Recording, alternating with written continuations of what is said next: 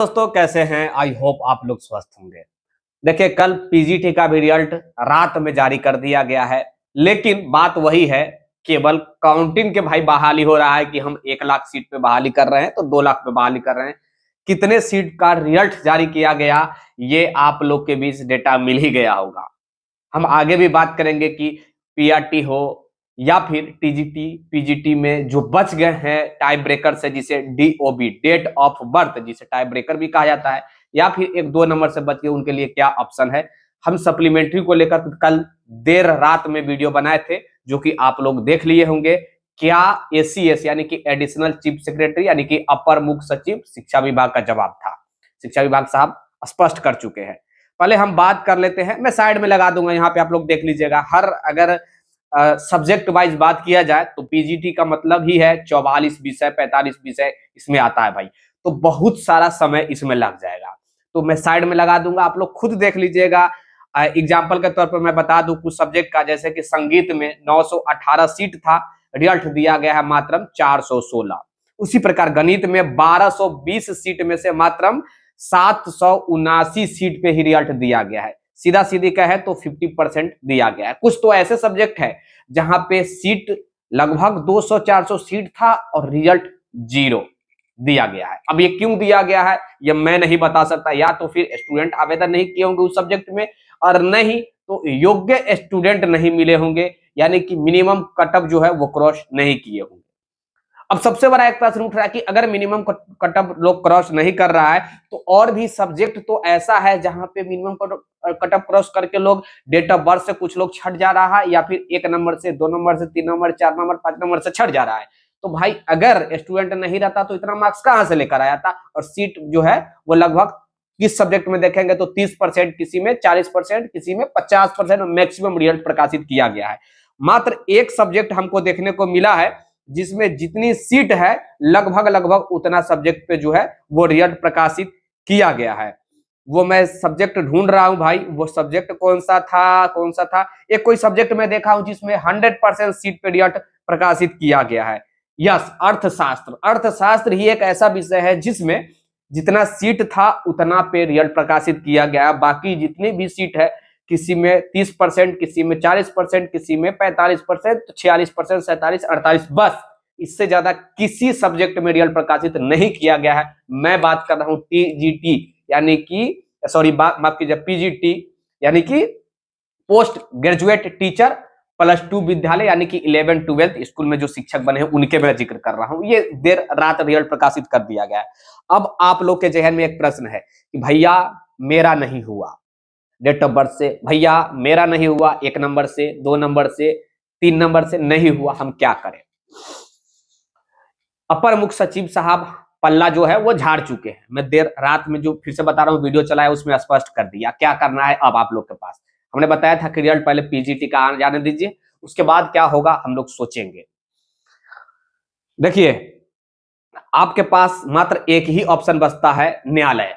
मेरे हिसाब से अब आप लोग को इसके अलावा कोई ऑप्शन है तो बताइएगा कमेंट बॉक्स में। आपके कमेंटों को प्राथमिकता दिया जाएगा और आपकी बातों को मैं भी सोचूंगा, समझूंगा और देखूंगा और आप लोग के बीच भी रखने का प्रयास करूंगा। अब आप लोगों में से कुछ लोग कहेंगे कि भाई मंत्री जी से मिला जाए, मुख्यमंत्री से मिलना जाए। आप लोग जो सोचते हैं मैं वो कर चुका हूं, और बहुत सारे लोग कुछ दिन पहले भी जेडीयू में आए हुए थे मिलने के लिए। क्या हुआ नहीं हुआ आप लोग समझ रहे हैं, मिले ही नहीं। बुलाया गया कि आप लोग आइए, शिक्षा मंत्री से मिला जाएगा, मुलाकात कराया जाएगा, शिक्षा मंत्री साहब ही नहीं है। तो यही होता है, हकीकत यही है। अगर मिल भी लेंगे तो आपके आवेदन लेके उधर कूड़ा के ढेर में फेंक दिया जाएगा। उनके जो माइंड जो करेगा, उनका जो मन करेगा वही वो करते हैं। आपके आवेदन और थावेदन से कुछ सुबुगाता लोग नहीं है। हमसे ज्यादा तो आप लोग नहीं ही जानते होंगे मंत्री जी साहब के या विधायक जी साहब सबको, या एमएलसी साहब हो या फिर डिप्टी सीएम साहब हो। अब विधायक जी वाला तो बात नहीं है कि उनको मंत्री बनने के भाई लालच रहता है तो थोड़ा कुछ कर दे। मंत्री जी भाई वो मंत्री बन चुके हैं तो आपके बात वो क्यों सुनेंगे। सबसे पहली बात मैं सीधा सीधी कर रहा हूँ, खारा खरी बात में करता हूँ। तो ये सब कुछ है। आपके पास न्यायालय का एक शरण बसता है मेरे हिसाब से। आप लोग फिर से कहूंगा प्रतिक्रिया जरूर दीजिएगा। अब न्यायालय में जिस प्रकार टीआरई 1 में लोग फाइल किए थे तो उनका जजमेंट आया और उसके लेकर 8 तारीख को जो सुनवाई है, डबल बेंच में सरकार एलपीए लेकर गई थी उसकी सुनवाई है, तो वो एक अलग मैटर है। लेकिन उससे ये एक आइडिया आपको मिल गया था। आइडिया क्या मिला कि हम जब जाएंगे अपने परेशानी लेकर न्यायालय में तो हमारी बातों को प्राथमिकता दिया जाता है न्यायालय में। ये सही बात है क्योंकि जनता के बातों को प्राथमिकता दिया ही जाता है न्यायालय में। आप जनता है, पब्लिक हैं और गवर्नमेंट आपकी बात नहीं सुन रही है तो या तो फिर न्यायालय है, नहीं तो आप स्ट्राइक कीजिए। और जिस प्रकार बीपीएससी वाले अभी स्ट्राइक कर रहे हैं और प्रत्येक दिन लाठी खा रहे हैं, अभी आईसीयू में 2-3 स्टूडेंट ऐसे हैं जो अभी आईसीयू में भी भर्ती है। एक लड़की को पेट पे पुलिस द्वारा मार दिया गया डंडा से, उसका ब्लीडिंग हो रहा है, अब वो हॉस्पिटल में भर्ती है। कुछ शिक्षक हॉस्पिटल में भर्ती है। क्या यही तो दो ऑप्शन है, या तो आप स्ट्राइक करो, आंदोलन करो, नहीं तो न्यायालय का शरण लो। अब आप लोग अपना प्रतिक्रिया जरूर दीजिएगा। जिनको लग रहा है कि विक्की सर आप आगे बढ़िए पिटिशनर के लिए या फिर जिस भी प्रकार के हेल्प के लिए, न्यायालय संबंधित या फिर आंदोलन संबंधित ही, तो आप आगे बढ़िए। तो मैं शुरू से सबसे पहले सप्लीमेंट्री के लिए मैं ही आवाज उठाना स्टार्ट किया हूं और आज भी उठा रहा हूं क्योंकि ये मिलना जेन्युइन। कोई ऐसा बहाली नहीं है जिसमें 2 मेरिट लिस्ट नहीं बनता हो, एक प्रोविजनल मेरिट लिस्ट, एक फाइनल मेरिट लिस्ट, या फिर एक मेरिट लिस्ट, एक वेटिंग लिस्ट, या फिर 100% सीट पे एक ही मुश्त रिजल्ट दिया जाता है। लेकिन एक ऐसी यही विभाग है हमारे बिहार में, शिक्षा विभाग, जो ऐसा कुछ नहीं करता। वो जानबूझ के सब कुछ नहीं करता है।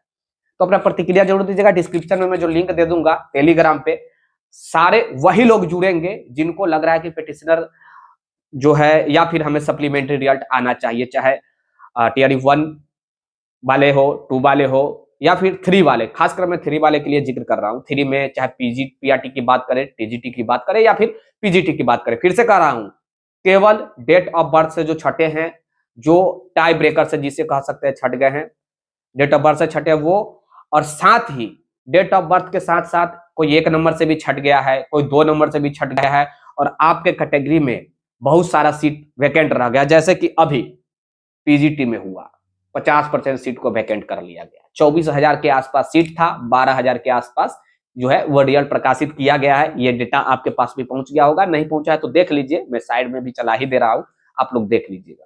तो क्या तुक बनता है, गवर्नमेंट एक तरफ सीट बचा रही है, केवल काउंट कर रही है टीआरई 1, 2, 3, 4, 5। भाई साहब, केवल काउंट करने से नहीं होता है। लोग तो यही कह रहा होगा कि भाई बिहार में जो है अभी तक के हिसाब से 10 लाख केवल शिक्षकों की बहाली हो रही है, 10 लाख केवल शिक्षकों की बहाली होगी।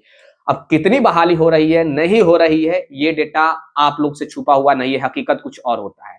और लोग ये भी जान रहा होगा कि बिहार में बहाली आ रहा है तो केवल बिहारी वालों को बल्ले बल्ले है, बिहार हर बिहारी को नौकरी लग गया होगा। लेकिन ये भी डेटा आपसे छुपा हुआ नहीं है कि आपके बिहार के युवाओं को कितना परसेंट नौकरी लगा और आपके पड़ोसी राज्य आपसे, आपके बिहार के बाहरी राज्य वालों को कितना परसेंट नौकरी लगा, ये भी आप लोग जानते हैं।